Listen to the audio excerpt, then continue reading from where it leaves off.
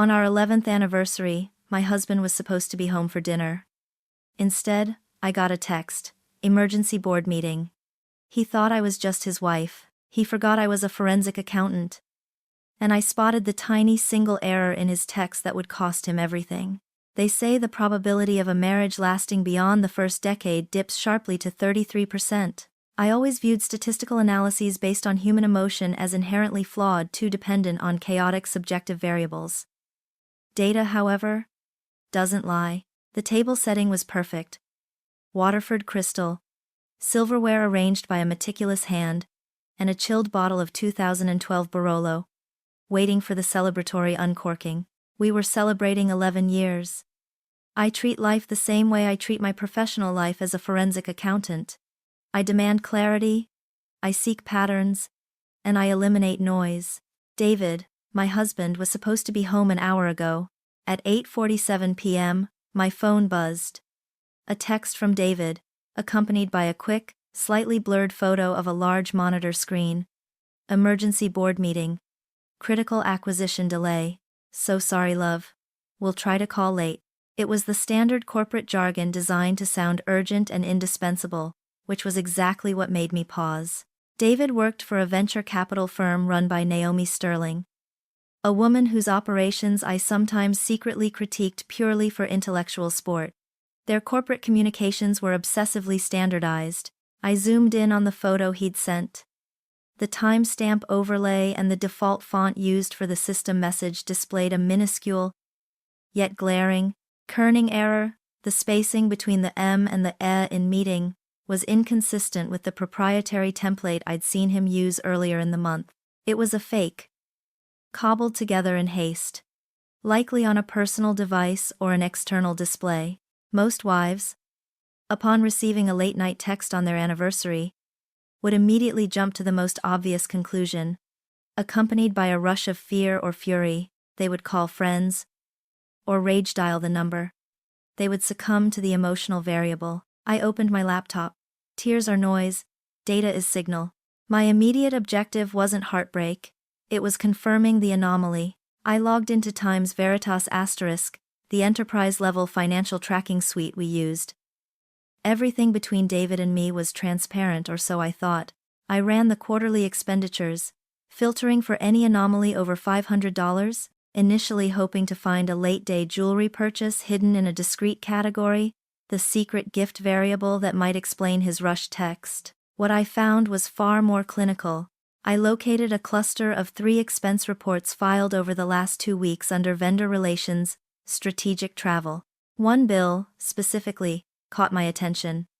$2,800 charged to a boutique hotel in downtown Chicago, 45 minutes from his office. David always used the corporate housing complex when he stayed late, which was mandatory for executives traveling outside the standard radius.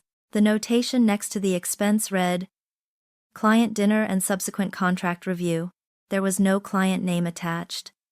That, in my world, was Regulation 101 violation. It was the first red flag, less about infidelity and more about a glaring lack of accountability. I scrolled further. A subsequent charge, 3 days later, $485 billed to an IT consulting service I had never heard of, categorized as internal software upgrade. We handled all IT internally.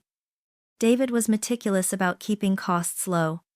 I cross-referenced the vendor's name against public state filings. The consulting firm had been registered just 6 weeks prior. Its registered agent was listed under a P.O. box in the Cayman Islands. Infidelity is messy. Financial fraud leaves a precise paper trail. I was a forensic accountant. And this wasn't just my marriage failing. This was a suspicious transaction flagged for audit, and the potential scale of the financial crime immediately eclipsed the triviality of a sexual indiscretion. The untouched Barolo remained chilled on the counter. The only thing I was consuming now was information. I closed Times Veritas *, opened a fresh secure spreadsheet, and titled the file, *the ledger, *the investigation had officially begun. The financial anomaly was confirmed. Now it was time to confirm the chaotic human variable.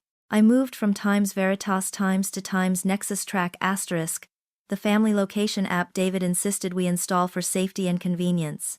David's last tracked location showed him at the emergency board meeting, but his timeline indicated a slight detour. For the past 2 months, every Monday and Wednesday evening, between 6:30 p.m. and 9 p.m., his pin was stationary at a location marked the Pinnacle Club. He had vaguely referred to it as a new, high-end corporate gym near his office.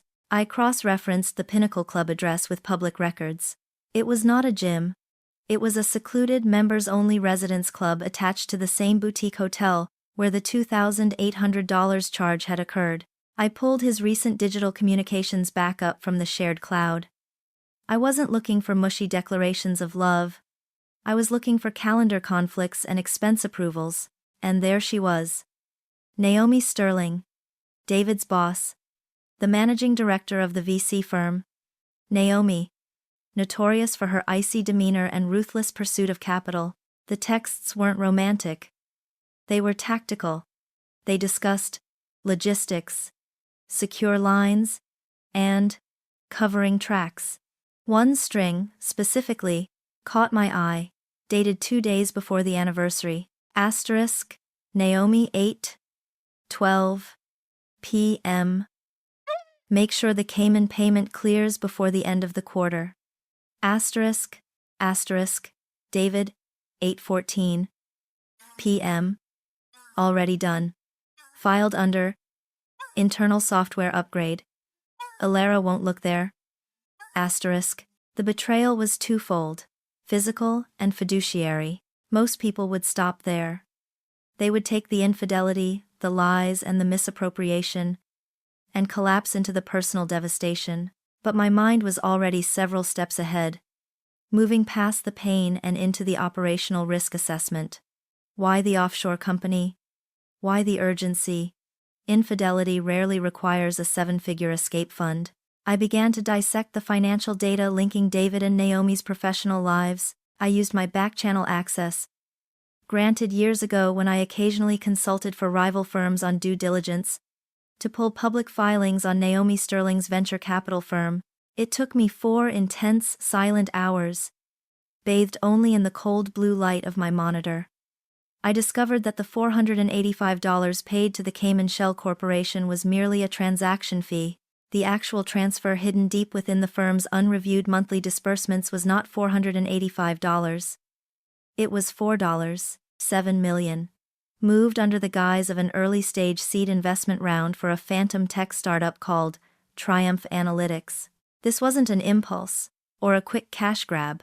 This was a sophisticated, year-long strategic plan to siphon investor funds before the firm underwent a major, high-stakes acquisition review scheduled for next quarter. David wasn't merely cheating.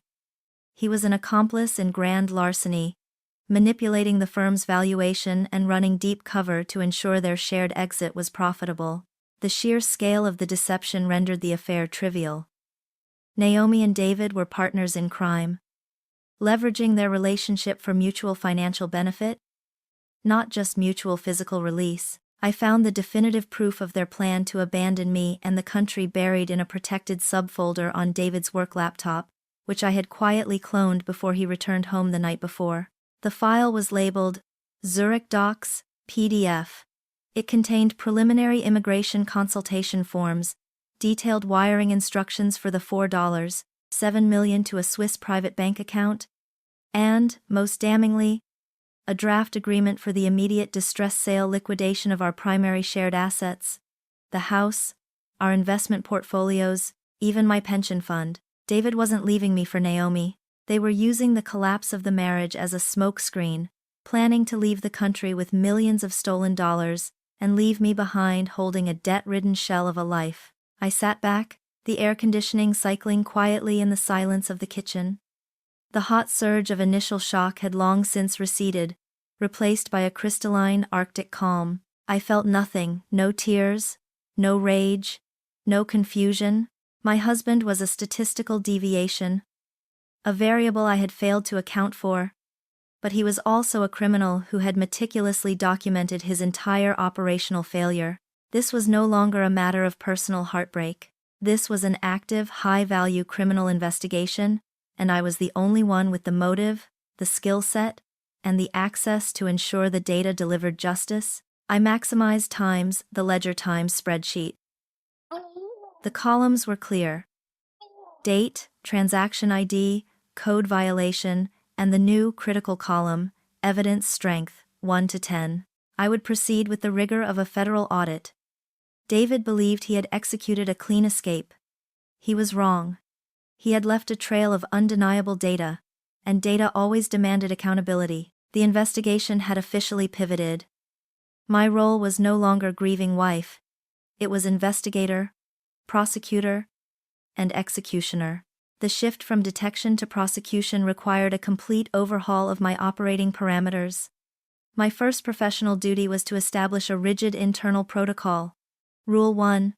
Eliminate emotional noise. Any display of knowledge, anger, or grief would immediately trigger David's defensive mechanisms, jeopardizing the evidence and potentially accelerating his timeline for flight. I was, for all intents and purposes, still the loving, unsuspecting wife. This role demanded procedural rigidity. My immediate focus was establishing the evidentiary chain of custody. Asterisk. The Ledger Times was more than a spreadsheet. It was the foundation of the case. I transferred the file to an encrypted external drive, secured by 3 layers of authentication, and stored it off-site in a safe deposit box. Digital copies were never stored on our home network. Within Times the Ledger asterisk, I refined the columns, beyond the basics. Date, transaction ID, and evidence strength I added. Asterisk jurisdictional relevance. Times identifying which offense was federal, state, or SEC. Asterisk fiduciary breach Times, listing specific company regulations violated. And the critical column, asterisk co-conspirator role Times clearly defining David's culpability versus Naomi Sterling's. The goal was not merely to prove betrayal, but to craft a narrative that was airtight in a court of law. The emotional labor of maintaining the facade was immense, yet necessary. That morning I made David coffee, commenting lightly on his exhaustion and the demanding schedule Naomi imposed. "It's critical to land this acquisition, Elara," he said, kissing my forehead with practiced sincerity. "It's why they pay us the big bucks," I smiled sweetly. "Of course. Just don't forget we have the neighborhood watch meeting next Tuesday." He winced slightly, the inconvenience of his real life interrupting his fabricated one. I filed the interaction under testimonial evidence. Baseline deception level, 8/10. While David was at the office, presumably strategizing his escape with Naomi, I implemented Phase 2, securing the perimeter. Our finances were complex, designed for maximum tax efficiency, and shared entirely through integrated platforms. I started with the investment accounts. I didn't initiate a massive transfer, as that would alert him immediately. Instead, I quietly changed all associated recovery email addresses and phone numbers to one of my own secure lines, then escalated the 2-factor authentication requirement across every single account, linking the code generations solely to my personal, hidden device. If he tried to initiate a transfer or liquidation, he would be locked out, or I would receive an instantaneous, untraceable alert. I paid particular attention to the shared line of credit, a potential escape vector. I utilized a rarely used feature of the bank's online portal to flag any transaction exceeding $10,000 for immediate manual review by the branch manager, citing a vague security concern due to recent identity theft attempts in the area. It was a bureaucratic chokehold, ensuring he couldn't drain the joint account without severe delay. With the defensive measures in place, I returned to the quantitative analysis. The initial $4.7 million transfer was the smoking gun, but the pattern indicated a long-term scheme of asset stripping. David and Naomi hadn't relied on one big score, they had implemented systemic leakage. I began categorizing the methods. First, asterisk vendor invoice inflation. Asterisk Naomi's firm routinely worked with several third-party service providers. I analyzed the invoices for the past 9 months and found 5 vendors whose billing rates had inflated by an average of 35%, without corresponding increases in deliverables. The excess was funneled back through 2 intermediary LLCs, eventually hitting the Caymans. Estimated loss from this method?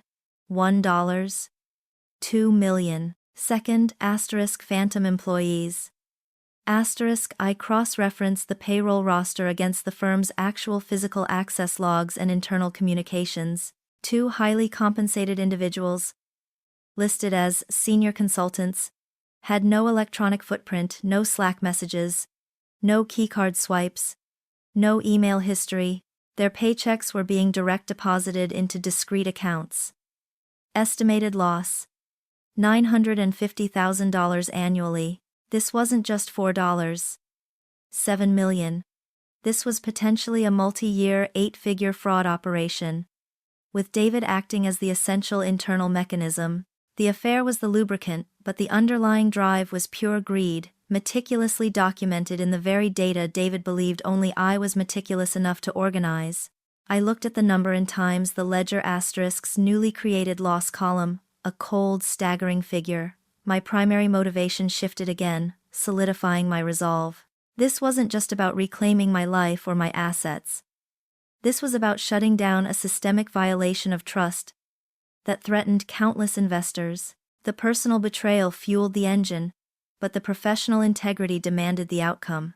I had to ensure not only that David and Naomi paid the personal price, but that the full weight of the federal legal system addressed the complexity of their financial crimes. The quantitative phase was complete.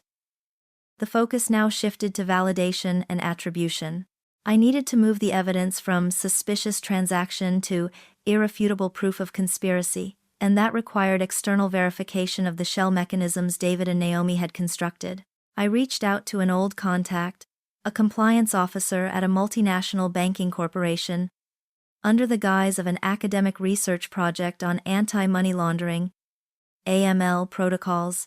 I fed him the registration details for the newly formed IT consulting firm in the Caymans, and the 2 intermediary LLCs handling the vendor invoice inflation. My contact ran the entities through an exhaustive Know Your Customer (KYC) database sweep. The results were delivered via an encrypted channel 2 hours later. The firms were legally registered, but professionally inert. They had no physical presence, no legitimate clients, and their registered beneficial owners were layered nominees. The structure was a classic example of corporate dilution fraud, designed to hide the source and destination of funds by exploiting the complexity of international corporate law. The lack of clean data was times the signal. It confirmed these were not legitimate business ventures. They were vacuum hoses, engineered to siphon capital. The pieces clicked into place with satisfying, terrifying precision. The motive was now crystallized. This wasn't impulsive embezzlement. It was a sophisticated, year-long operational plan synchronized with Naomi Sterling's corporate timeline. The major acquisition scheduled for next quarter, the one David claimed was causing his emergency board meetings, was the key. An acquisition triggers a massive due diligence audit, a rigorous external review of every asset and liability before the deal closes. David and Naomi had calculated that they had a narrow, finite window, the time between the internal closing of the books, which they controlled, and the start of the external audit, which they didn't. They were not merely stealing money.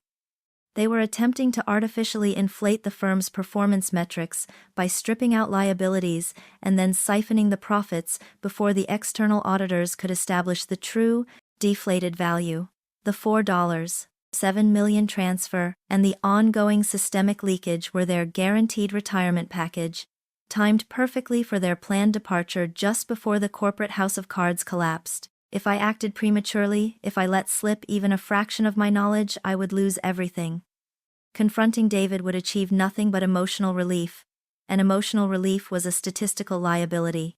The likely outcome would be the immediate destruction of digital evidence and a rapid, panicked flight to Zurich, bypassing the asset protection protocols I had put in place.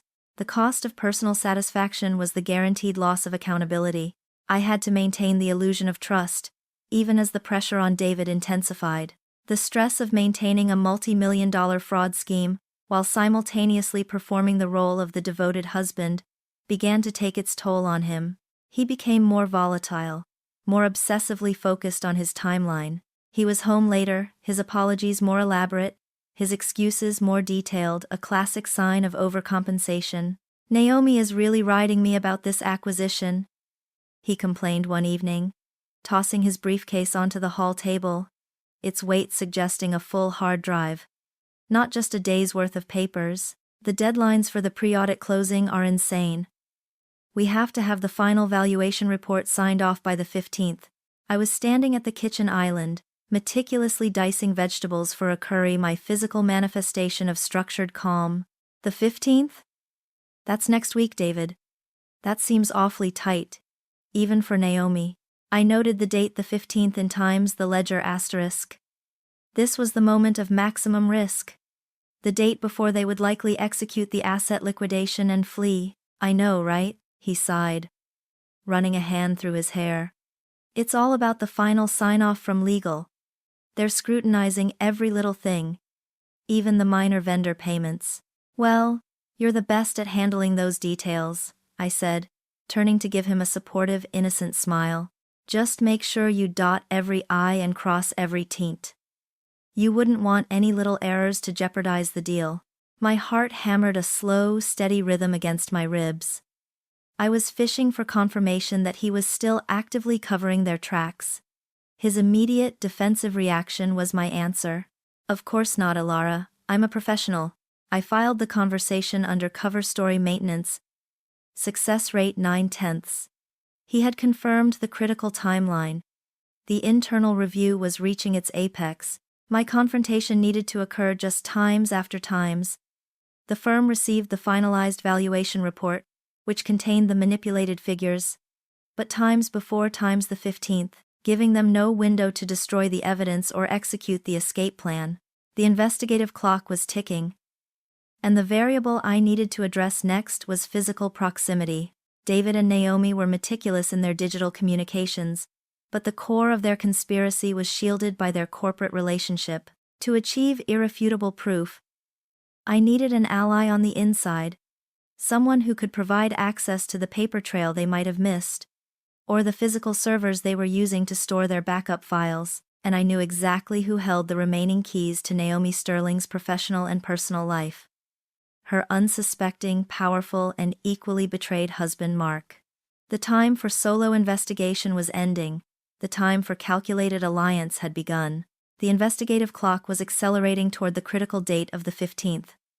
I was protected defensively, but I remained strategically blind to the physical evidence, the server logs, the paper contracts, the signed mandates that cemented the criminal conspiracy beyond any digital shadow of a doubt. David was the co-conspirator. Naomi Sterling was the architect. To dismantle the operation, I needed an access point into her fortress. And that access point was Mark Sterling, her husband. I ran a rigorous background check on Mark, leveraging my professional resources not for gossip, but for data points related to solvency, professional reputation, and emotional stability. He was a highly successful corporate defense attorney, a partner at a respected firm, known for his relentless attention to detail, and a fierce protection of his reputation. He was, critically, not financially or professionally connected to Naomi's venture capital firm, meaning he had no direct culpability in the fraud. His primary leverage was his professional pride. His greatest vulnerability was public humiliation. I recognized the difficult calculus involved in weaponizing an innocent man's imminent pain. Introducing Mark to the cold truth would shatter his life, much as the truth had shattered mine. But my objective had moved past personal grievance. I was pursuing systemic justice, to secure the conviction and the asset clawback necessary to protect the investors and prevent David and Naomi from fleeing with millions. Mark's internal access was a necessary variable. The cost of achieving full accountability required this specific, agonizing input. I opened a new secure Proton Mail account, routing the connection through 3 separate anonymizing proxies. I crafted the initial contact with the precision of a legal brief. It needed to sound authoritative, internal, and alarming, yet completely non-specific to any personal relationship. The subject line was, Confidential compliance query. Review of Sterling Ventures vendor procurement protocols. The body text avoided any mention of Naomi or David by name, focusing instead on the legal vulnerability of his wife's firm. Mr. Sterling. I have identified severe, ongoing irregularities within the vendor procurement and software expenditure protocols associated with Sterling Ventures. These irregularities constitute material misrepresentations that could lead to significant legal exposure and reputational damage to the firm, specifically involving offshore entities. As a matter of professional concern, I am notifying you based on your legal specialization and proximity to the firm's executive leadership. This information is time-sensitive and requires an immediate, discreet consultation to mitigate risk. Do not reply to this email. If you wish to discuss this matter under a strict non-disclosure framework, respond with the date and time of your availability next week, excluding firm offices. I sent the email at 2 a.m. It was designed to trigger his professional alarm system, the threat of reputational collapse rather than personal suspicion. Mark Sterling responded at 6:15 a.m., an early hour consistent with a man who viewed time as a non-renewable asset. His reply was terse, indicating 3 possible meeting times and a list of his preferred security stipulations. He was vetting me, which was exactly what I wanted. It proved he was methodical and serious. I chose a neutral location, a rarely frequented high-end hotel lobby bar in the financial district, 40 miles from both our homes and offices. We would meet during the mid-morning slump, when the space was empty save for traveling businessmen. When I arrived, Mark was already seated at a table tucked into a quiet corner, drinking black coffee. He was impeccably dressed, rigid, and wore the strained expression of a man who was used to being in control and intensely disliked surprises. I introduced myself using a predetermined alias and a false consulting firm name, a layer of professional insulation. I didn't offer my hand. Control was maintained through distance and formality. Thank you for meeting me, Mr. Sterling. Time is the critical variable here. He cut straight to the point, his voice low and practiced. Cut the consultant speak. Who are you? And what makes you think you have access to information regarding Sterling Ventures that warrants my attention? I didn't answer the question directly. Instead, I opened a manila folder I'd brought, which contained only a single sheet of paper.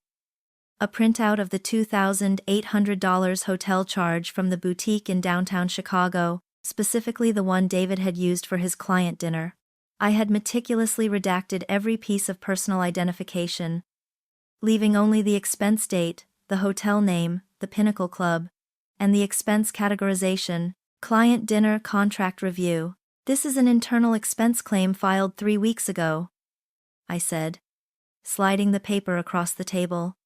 Notice the categorization, standard procedure, particularly given the amount, would require a detailed list of attendees, the client name, and the purpose of the contract review.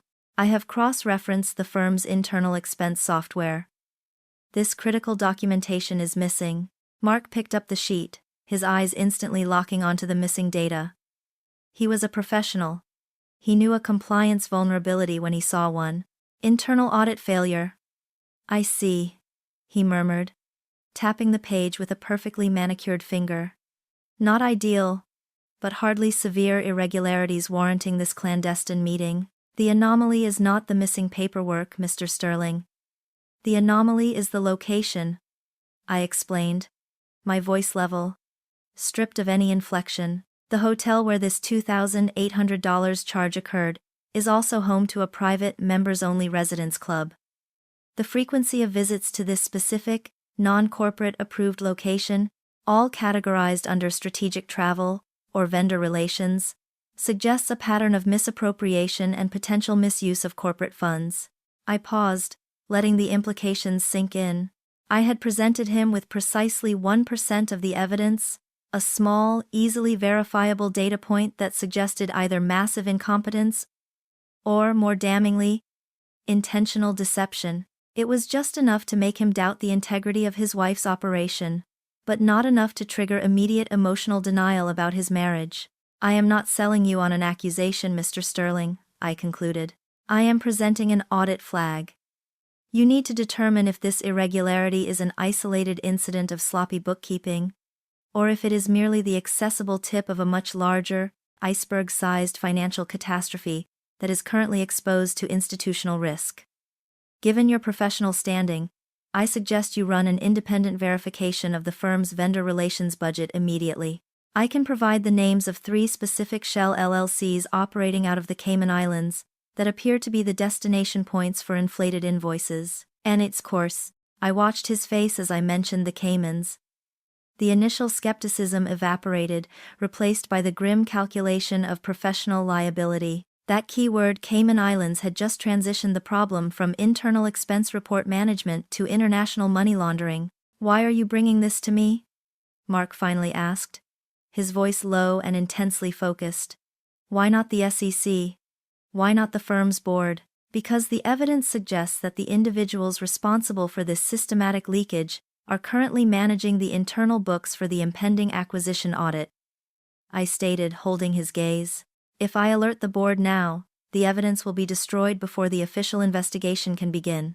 I came to you because you possess the necessary professional integrity and, crucially, the internal access to gather the uncontaminated physical evidence required to ensure full accountability. I need an ally who prioritizes justice over emotional response. I had offered him a choice: remain ignorant and risk professional ruin when the fraud inevitably became public, or act now as the silent architect of his own clean divorce from the impending catastrophe. The cold logic of the choice was meant to appeal directly to the corporate defense attorney in him. Mark Sterling looked down at the paper, then back at me. He had just been presented with a complex risk assessment, disguised as a coffee meeting. He didn't ask about infidelity or my identity. He asked the only question that truly mattered in his world. What exactly do you require access to? The complete picture requires 2 primary data sets, I stated, maintaining the clinical distance that shielded me from the gravity of what I was about to ask him to do. First, physical evidence. Hard copies of internal memoranda and archived server logs. Second, unfettered access to Mrs. Sterling's private digital communications and document storage. We need evidence that establishes a clear chain of command for the shell entity transfers. Mark Sterling's posture remained rigidly professional, but his grip on the coffee cup tightened. He was processing the demand as a legal risk assessment, weighing the potential exposure of the firm against the personal cost of betrayal. Are you suggesting my wife is the architect of this fraud? He asked, the question delivered with the precise, controlled shock of a lawyer realizing a client might be hiding a capital offense.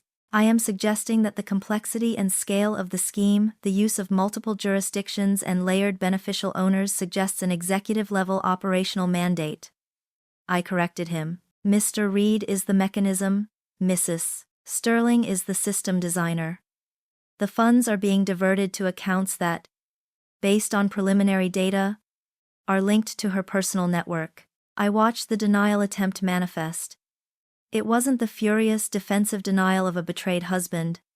It was the forensic denial of an attorney attempting to poke holes in an opponent's opening statement. He questioned my methods, my sources, and my motives for nearly 20 minutes, trying to find a reason, any reason to dismiss the evidence as circumstantial or derived from an illegal source. I met every challenge with a data point, every theory with a citation. I revealed nothing of my connection to David, presenting myself only as an external consultant, concerned with systemic financial integrity. When I finally mentioned David's full name, David Reed, the junior partner involved in the transfers, Mark stopped arguing. His face, trained to neutrality, finally fractured. David Reed, the husband of the forensic accountant? He said it slowly, the realization of the interconnected, intimate betrayal hitting him like an unexpected verdict. His professional mask dissolved, mirroring the hollow numbness I had felt weeks earlier. Yes, I confirmed, keeping my voice flat. The betrayal is twofold, Mr. Sterling, physical and fiduciary. We are co-victims in a criminal conspiracy that transcends a messy divorce settlement. His motivation crystallized instantly, not revenge, but the preservation of his own meticulously crafted professional reputation. He realized that if this fraud became public, his proximity to Naomi would be scrutinized. Justice, in Mark Sterling's lexicon, was synonymous with rigorous accountability. Tell me what you need, and how to get it securely. He agreed. The transition complete. I have access to her home network backups, and the administrative codes for her corporate-issued devices. Operation Internal Access began immediately. Mark, utilizing his firm's legitimate resources under the pretext of digital preservation for estate planning, was able to clone the entire contents of Naomi's home server, encrypted files and all. He specialized in corporate defense and possessed the kind of high-end software designed to bypass standard security without leaving a traceable log.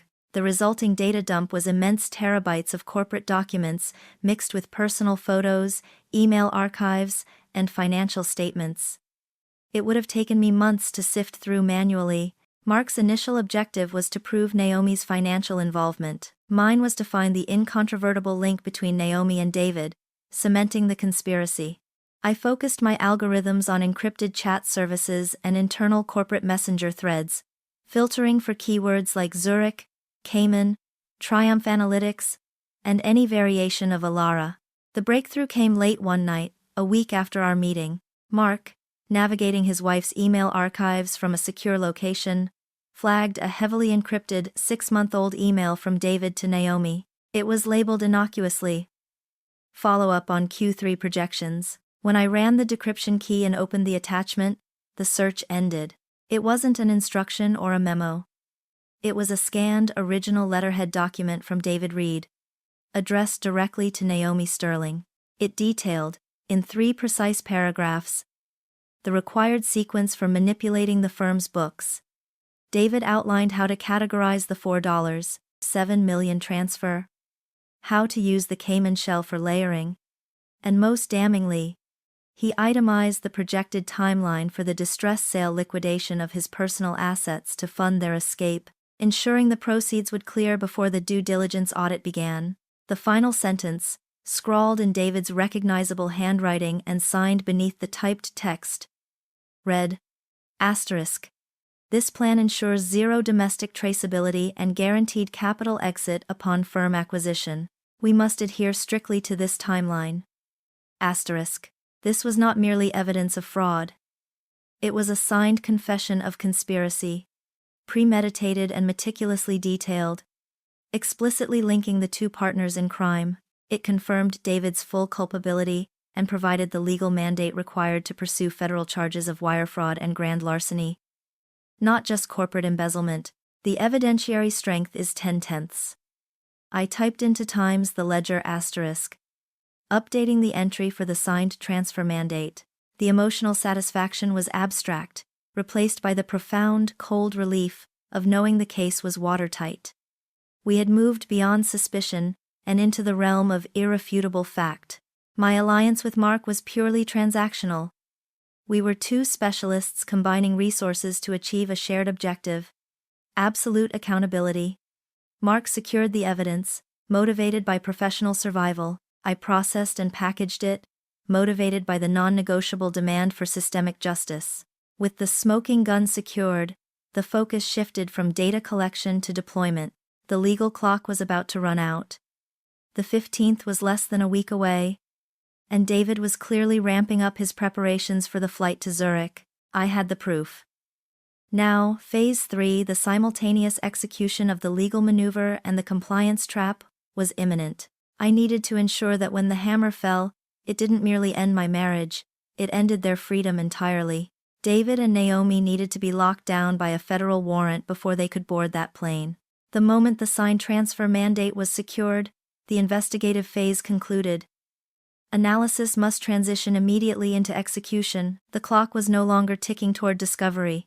It was counting down to David's anticipated flight on the 15th. I had to ensure that when he attempted his premeditated exit, the legal landscape had been permanently rearranged to prevent both his escape and the final dissipation of our remaining capital.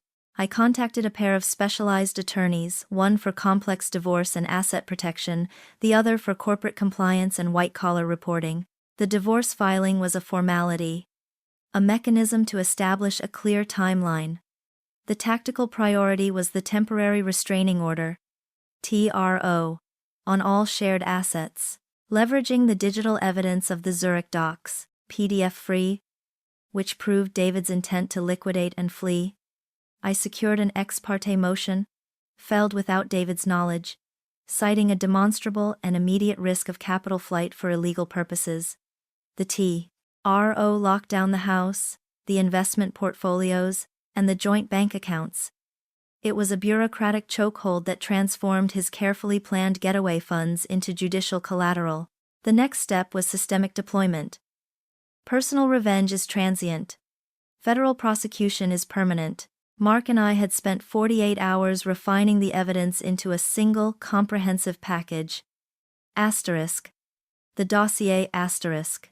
It was over 300 pages of cross-referenced transaction logs, sworn affidavits from Mark regarding Naomi's server access, copies of the shell company registrations, and the centerpiece David's signed confession. Every piece of evidence was meticulously labeled and indexed by potential charge: wire fraud, securities fraud, money laundering, and conspiracy to commit grand larceny. I chose my targets carefully. At 9 a.m. on Monday, 4 days before the 15th, I activated the compliance trap. First, I submitted the full dossier to Sterling Ventures' anonymous compliance hotline, routing the submission through a clean, multi-layered proxy. This move forced the firm's internal legal counsel to launch an immediate, mandatory investigation, thereby notifying the board and locking down internal records before David or Naomi could initiate a cleanup operation. Concurrently, I filed reports with the regional offices of the Securities and Exchange Commission, SEC, and the Federal Bureau of Investigation, FBI's White-Collar Crime Division. The SEC received the data focusing on the dilution fraud and market manipulation.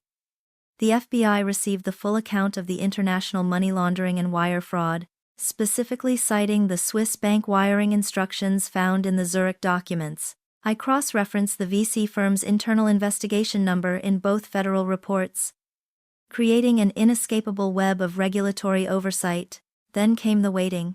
The execution of the trap was intellectual triumph, but the waiting was the emotional crucible. I lived in a state of suspended reality. David was still moving through our home, oblivious, checking his phone constantly for updates on his timeline.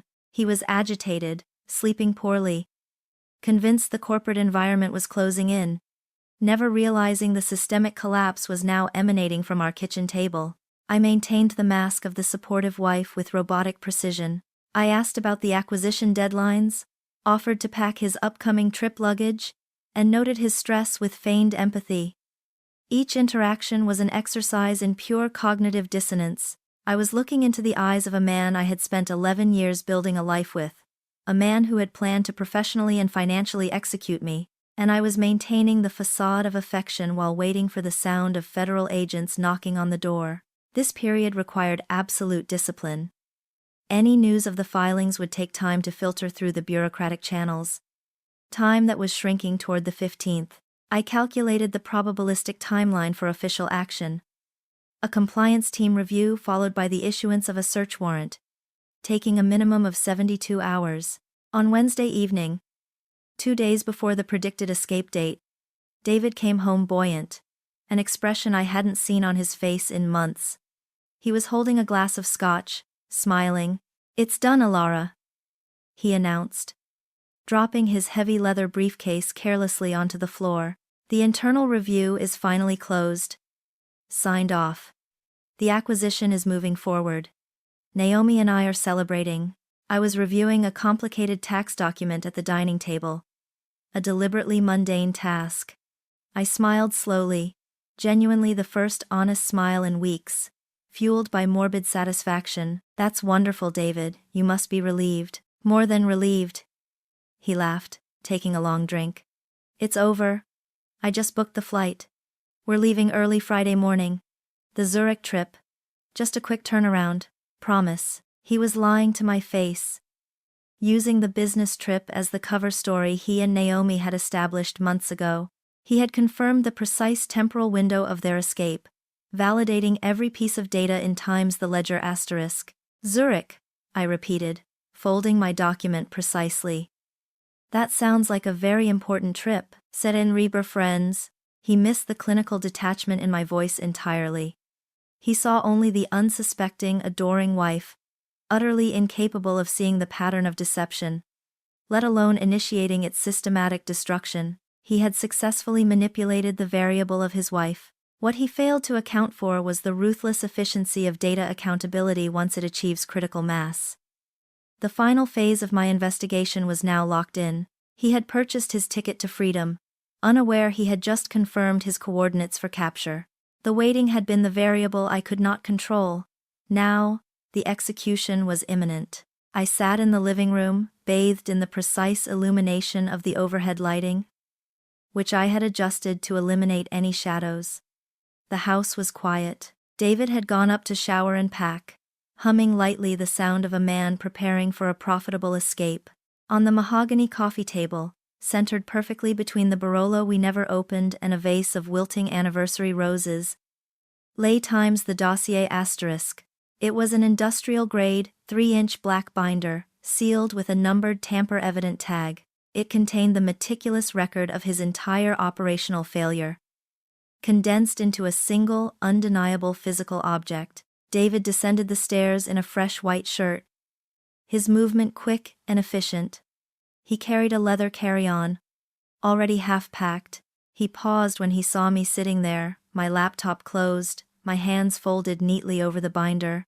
"Elara, what are you doing up? It's past midnight," he said, his tone a mix of impatience and practiced concern. "I thought you were asleep. I have to be out the door by 5. He looked around the room, slightly irritated by the unexpected presence. He saw the binder, and his brow furrowed in minor annoyance, mistaking it for late-night work I had left out. "I was waiting for you," I replied, my voice calm, the volume calibrated to the stillness of the hour. I didn't rise. "Look, I'm exhausted. We can talk when I get back from Zurich. I need to finish packing." He moved toward the stairs, dismissing me. "We can talk now, David. This is the final sign-off," I said, the phrase mirroring the corporate jargon he had used earlier in the week. That stopped him. He put his carry-on down by the staircase and walked toward the coffee table, a defensive smile plastered on his face. "A sign-off? What are you auditing now, Elara? The dry cleaning budget?" He tried to reach for the binder. I placed my hand over it, maintaining pressure on the cover. "This is not an audit of our budget, David. This is a complete accounting of your professional and personal decisions over the last 18 months. It's titled Times the Dossier, Sterling Reed Conspiracy Analysis. Asterisk." The name erased the smile instantly. His eyes narrowed, searching my face for the familiar flicker of anger, grief, or confusion that would signal a normal, emotional confrontation. He found only the impassive neutrality of a regulator. "What is this nonsense?" he demanded, his voice hardening, shifting instantly into his boardroom aggression. "Are you spying on me? Is this about the hotel charge? I told you, that was a client. The $2,800 charged to the Pinnacle Club, I finished for him.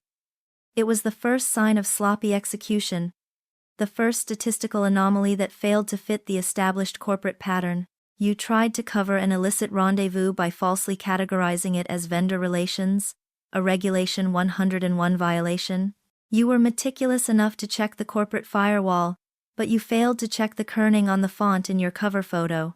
I reached down, carefully peeling back the tamper-evident seal on the binder. The click was loud in the silent room. "I didn't just look at the hotel bill, David. I conducted a comprehensive forensic examination of your timeline, your digital footprint, and your financial exposure." I opened the binder to the first tab. Tab 1. Geolocation and Physical Movements. Here are the cross-reference times. Nexus track times coordinates showing 27 stationary sessions at the Pinnacle Club during hours you claim to be working late, juxtaposed against Naomi Sterling's personal calendar, which was mirrored on your shared cloud. I slid a map overlay toward him. The pattern of physical proximity confirms the chaotic human variable. The affair. His face paled, but he still clung to the notion that this was merely a messy divorce case. So you know about Naomi? You want a divorce, Elara? Fine. Take the house. Take everything. Don't make this difficult. This stopped being about marital assets the moment I discovered the Cayman Islands P.O. box. I countered, flipping to the next section. Tab 2. Fiduciary breach and wire fraud. I laid out the transaction log, highlighting the initial $485 transaction fee and the corresponding $4.7 million transfer hidden deep within the firm's Q3 disbursements, funneled through the phantom entity, Triumph Analytics. You didn't just cheat on me, David. You fabricated an entire corporate identity to facilitate grand larceny. This level of complexity is why I shifted from divorce attorney to the FBI's white-collar division. He gasped, a dry, choked sound. The word FBI ripped through his composure. His eyes darted toward his briefcase. The impulse to flee palpable. You don't have proof of that? He stammered, his voice rising in panic. That's internal firm data. You can't prove the conspiracy. I flipped to the final tab. Tab 3. Conspiracy mandate and confirmation of intent. I placed the scanned, signed letterhead document, the smoking gun, directly in front of him. David stared at his own handwriting.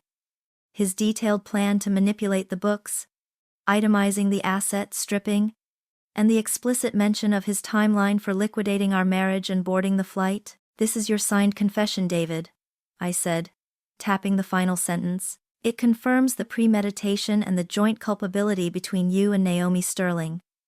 It details the plan to use the acquisition audit as a cover for siphoning investor funds before fleeing the jurisdiction. I didn't think anyone would find that, he whispered. The arrogance completely gone, replaced by profound, shivering terror. Where did you get that? Did you hack Naomi's server? I ignored the question, moving to the conclusion. This morning, at 9 a.m., this entire 300-page dossier was submitted to 3 entities: Sterling Ventures Compliance Board, the Securities and Exchange Commission, and the FBI's White-Collar Crime Division. I cross-referenced the filings. The TRO, on all shared assets, was issued yesterday afternoon, preempting your liquidation attempt. I looked at him, feeling absolutely nothing beyond the satisfying click of successful closure. You were counting on the emotional variable, David, I explained, the prosecutor delivering the final tally. You assumed that any confrontation would involve tears and shouting, giving you the necessary window to destroy the evidence and escape on Friday morning. You failed to account for my primary operational parameter. I eliminated the noise. I leaned forward slightly.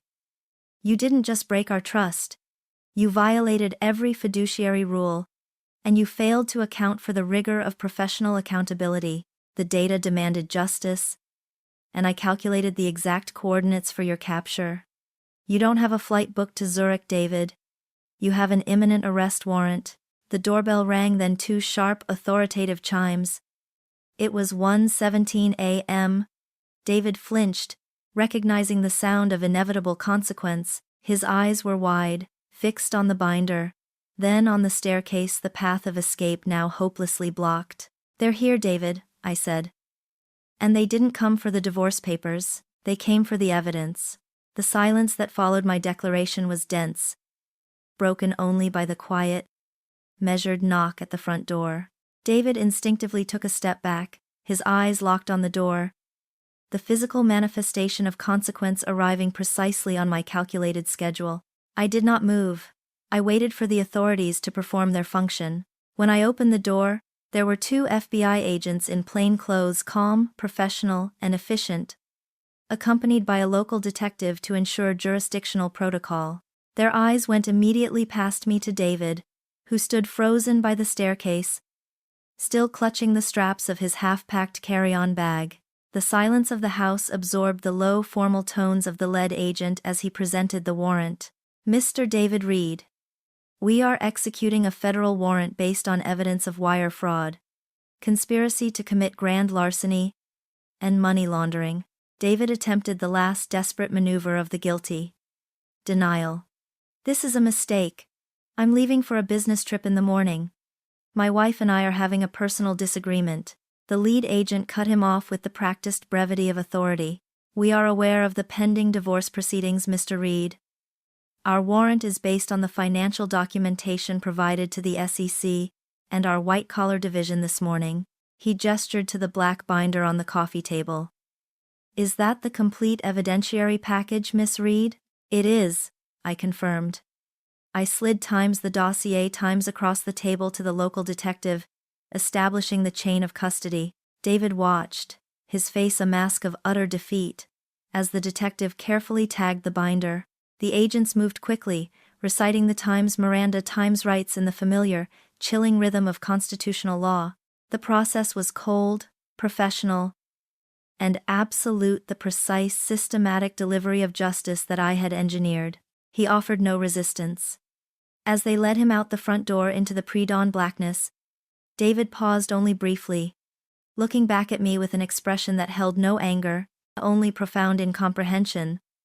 The look of a man who realized he had misjudged the true nature of the opposition. How long did you know? He managed.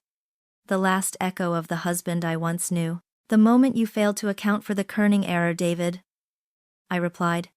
At 8:47 p.m. on our anniversary, the door closed, sealing the end of the first phase. Simultaneously, Naomi Sterling was arrested at her downtown penthouse. Based on the same evidentiary package and Mark Sterling's preemptive filing regarding her attempts to destroy corporate records, the operational synergy I had hoped for was achieved. Mark Sterling successfully navigated the fallout, positioned as the internal whistleblower who provided the necessary access to halt the fraud, preserving his reputation and avoiding any culpability. Our alliance ended the moment the objective was met. A purely transactional relationship, perfectly executed. The subsequent months were a relentless sequence of legal proceedings. My life transformed into a cycle of depositions, meetings with federal prosecutors, and consultations with my own attorneys regarding the divorce and asset recovery. My evidence was a prosecutor's dream. Digital, redundant, meticulously documented, and capped by David's signed confession. Because the complexity of the fraud spanned international jurisdictions and involved securities manipulation, the charges were federal and severe. David and Naomi's legal teams initially attempted to separate the two crimes, but the prosecution leveraged the data I provided, proving the crimes were intrinsically linked. The affair was the operational cover for the joint financial exit strategy. The $4.7 million was the price of their shared delusion. The sentencing hearing was the culmination of my work. I attended not as a weeping victim seeking vengeance, but as a critical witness, an analyst confirming data points. David Reed and Naomi Sterling were both convicted of multiple counts of wire fraud and conspiracy to commit securities fraud, receiving sentences that guaranteed significant, non-parallelable time in federal prison. The cost of their ambition was their freedom. The demand for accountability had been fully met. The public scrutiny that followed was a predictable variable. I handled the media exposure with the same cold, fact-based delivery I used in my depositions. I was not a woman scorned. I was a professional who had performed her duty to the data. This clinical detachment protected me from the tabloid noise. I returned to the quiet wreckage of the house, now under full judicial control. I allowed myself only a single moment of reflection. On the 11 years, it was not a violent flood of sadness or fury, but a dull, statistical ache, the cost of eliminating the subjective variable of love from the equation. I had invested over a decade of my life into a partnership built on faulty premises and executed by a defective mechanism. The personal loss was quantifiable and manageable. The relief was immeasurable. I was free from the exhausting need to constantly audit my own life against his deceptions. The data had finally delivered absolute closure. The life I had built was gone, but the foundation of my integrity remained intact, ready for the next iteration. The foundation of my integrity remained intact, ready for the next iteration. That iteration was professional, not personal. I realized that the meticulous work required to construct times, the dossier times the cross-jurisdictional analysis, the exploitation of compliance vulnerabilities, and the ability to link corporate fraud with domestic deception, was a unique skill set. David and Naomi's systemic failure had inadvertently created my new market niche. I launched Veritas Consulting, an independent firm specializing in proactive corporate compliance and anti-fraud architecture. My selling point was simple.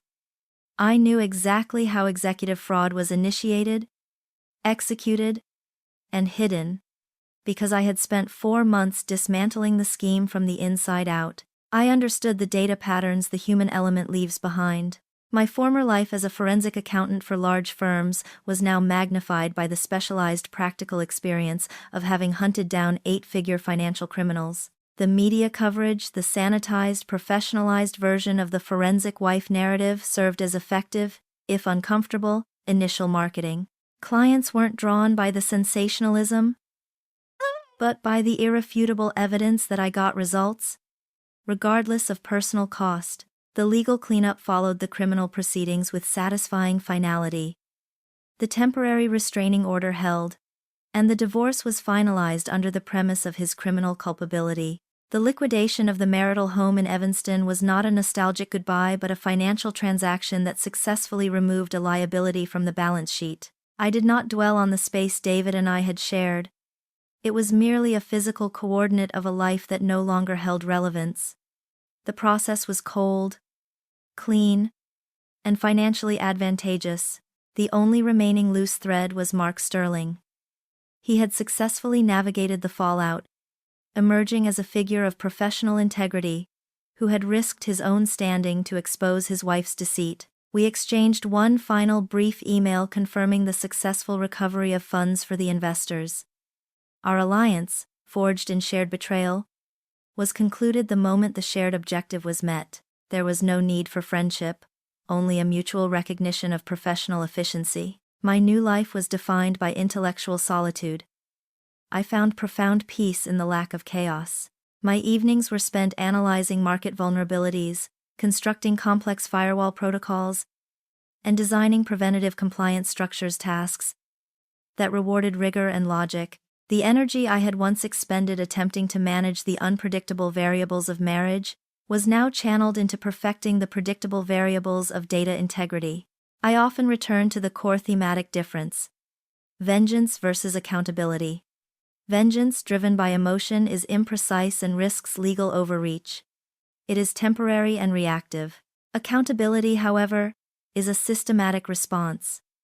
A process that ensures the consequence fits the crime, delivered with the cold authority of law. My approach, driven by logic, had not only secured justice but had successfully salvaged and repurposed my professional identity. I realized that the true power lay not in emotional release, but in the unassailable clarity of the truth presented as objective fact. I selected a new base of operations on the West Coast, far from the corporate landscape of Chicago and the ghosts of my past. My office is now located on the 40th floor of a high-rise in Seattle, overlooking the Sound. The view is vast and sharp, a mirror of my current perspective. Tonight, the city lights flicker below, a dense matrix of structured energy. I sat at my desk, reviewing the Q1 growth projections for Veritas Consulting. The numbers were aggressive, but based on the current contract load and market demand, highly achievable. I had succeeded not in spite of David's betrayal, but because of the specific, analytical response it had demanded. I closed the financial projection sheet and opened a map of the globe, tracing the future potential areas for international compliance contracts. I was no longer searching for the variable of human connection, nor mourning the loss of a past coordinate. My focus was purely forward, calculating the optimal trajectory for exponential growth. The past was data, and the future was opportunity. I adjusted the lighting in the office slightly, ensuring the illumination was perfect, no kerning errors, no shadows, only absolute clarity.